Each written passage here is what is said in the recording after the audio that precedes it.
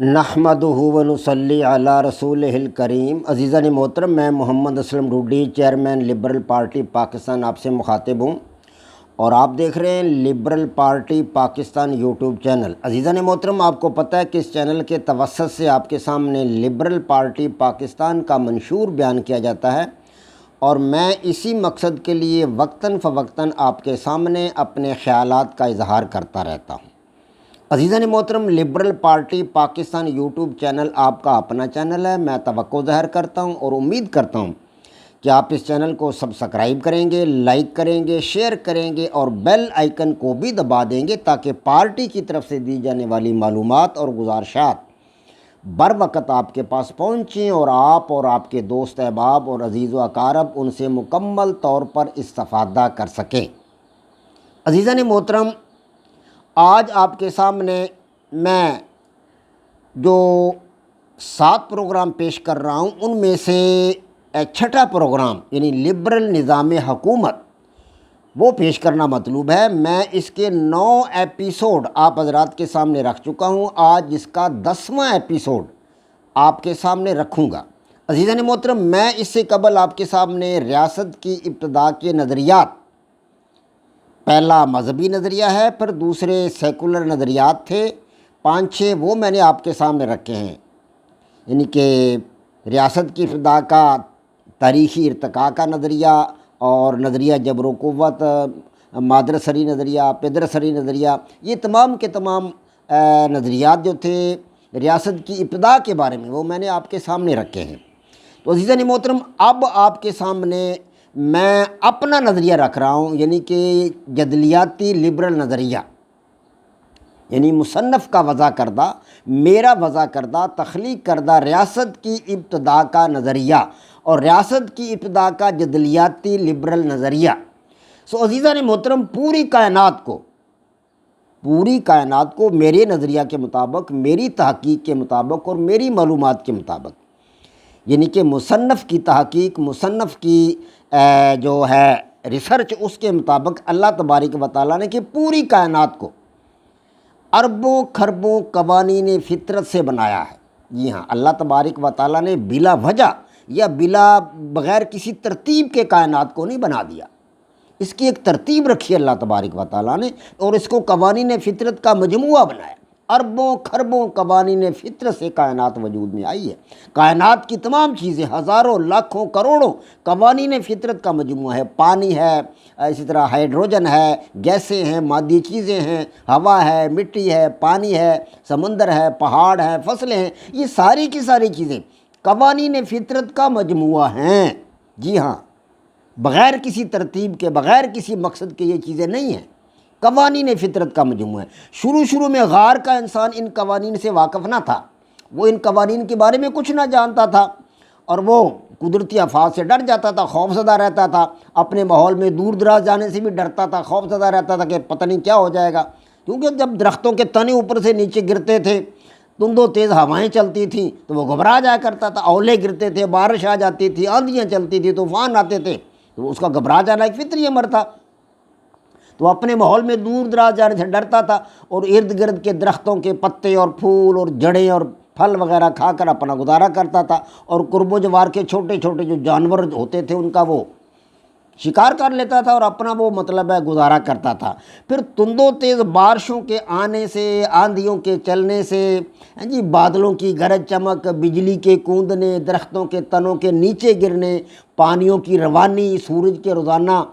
طلوع ہونے، ستاروں کے روزانہ جھرمٹ کی شکل میں نمودار ہونے اور اسی طرح اپنے اطراف میں رہنے والے انسانوں کے مرنے کے اعمال کو بار بار دیکھنے سے، یعنی جب یہ اعمال اس نے بار بار دیکھے اطراف کی، تو اس کا اطراف کی چیزوں کے بارے میں اس کے تجربہ میں اضافہ ہوتا رہا، اطراف کی چیزوں کے بارے میں اس کا تجربہ وسیع ہوتا رہا، وسعت اختیار کرتا رہا، اسے پتہ چلتا رہا کہ یہ چیزیں تو بار بار ہو رہی ہیں۔ تو بار بار کے تجربہ سے جب اس نے دیکھا کہ بارش اس وقت آتی ہے جب کالے کالے بادل امڑ کر آ جاتے ہیں، بارش اس وقت آتی ہے جب کالے کالے بادل امڑ کر آ جاتے ہیں اور بجلی کی چمک اور کڑک بھی اسی کے اندر ہوتی ہے، اور اس نے یہ بھی دیکھا کہ بار بار یہ دیکھا کہ درخت اور ان کے تنے اس وقت نیچے گرتے ہیں جب زوردار آندھی یا طوفان آتا ہے۔ اور سورج روزانہ بلا ناغہ طلوع ہوتا ہے، اس کو بھی وہ بار بار دیکھ رہا تھا۔ ستارے روزانہ بلا ناغہ نمودار ہوتے ہیں، اس حقیقت سے بھی وہ واقفیت حاصل کرتا جا رہا تھا۔ اور کچھ عرصہ زندہ رہنے کے بعد جانور بھی مر جاتے ہیں اور انسان بھی مر جاتے ہیں۔ تو ان قوانین فطرت سے ہلکی پھلکی آگاہی، شناسائی وہ حاصل کرتا چلا گیا دھیرے دھیرے۔ اب اس قسم کے واقعات اس کے لیے ما فوق الفطرت نہیں رہے تھے، اس کو ان سے شناسائی ہو گئی تھی، اس کو اندازہ ہو چکا تھا کہ یہ چیزیں بار بار ہو رہی ہیں۔ اب وہ ان سے کم ڈرتا تھا، بلکہ ان سے بچنے کے لیے، آندھیوں طوفانوں سے بچنے کے لیے، تیز بارشوں سے بچنے کے لیے، اولوں سے بچنے کے لیے وہ اپنے انتظامات کر رہا تھا، انتظامات کرنے لگ گیا تھا، کیونکہ ان سے وہ بار بار ان کو دیکھنے سے ان کا شناسہ ہو چکا تھا، اس کا تجربہ ہو چکا تھا۔ تو اب وہ پہلے سے جو تھا نا ان کے بارے میں زیادہ محتاط ہو گیا تھا۔ اب اس نے قوانین فطرت کو سمجھنے کے لیے اپنی کوششیں تیز کر دی تھی، اپنی کوششوں کو اس نے تیز کر دیا تھا، اور ان حقائق کو سمجھنے کے لیے وہ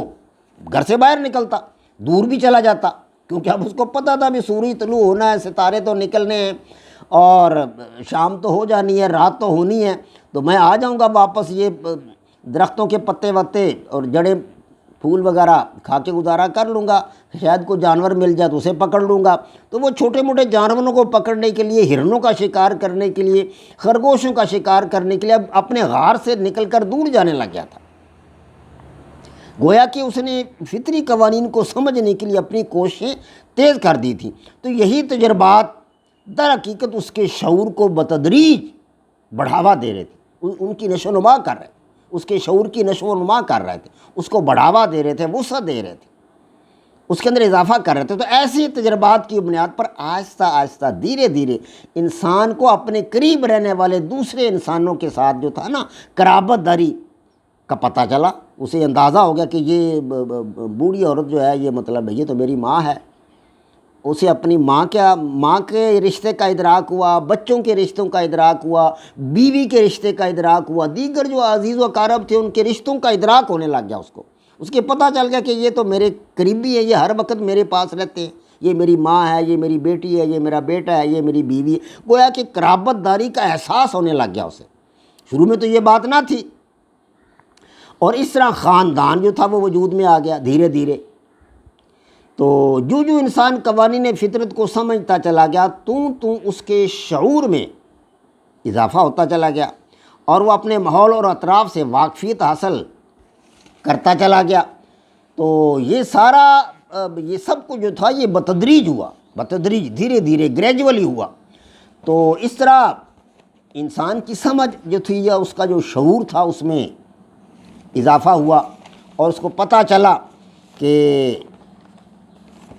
کائنات کی یہ چیزیں جو ہیں یہ کس طرح وجود میں آئی ہیں اور ان کے ساتھ کس طرح معاملہ کرنا چاہیے، اس کو دھیرے دھیرے یہ ادراک ہوتا چلا گیا۔ تو انسانی شعور میں اضافہ کا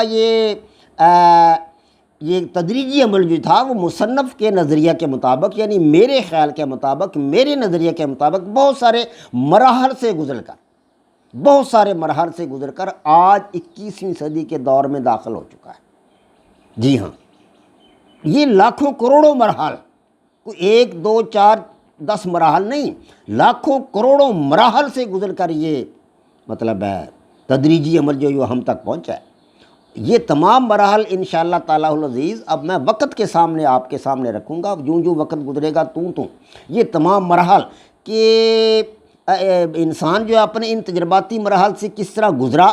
اور کون کون سے مراحل اس نے طے کیے، یہ کم از کم کوئی 20-25 کے قریب مراحل میں نے آپ کے سامنے رکھنے ہیں۔ مراحل تو بہت سارے ہیں، لاکھوں کروڑوں مراحل ہیں، لیکن میں سب تو آپ کے سامنے نہیں رکھ سکتا، نہ ہی اس کی کوئی ضرورت ہے،